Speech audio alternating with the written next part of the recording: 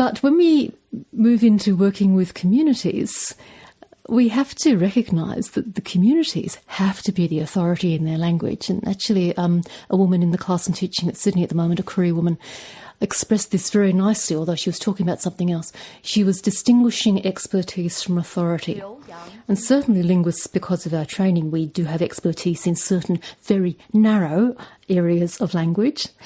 But we don't have the authority over what to do with that knowledge or what to do with other knowledge that the community produces.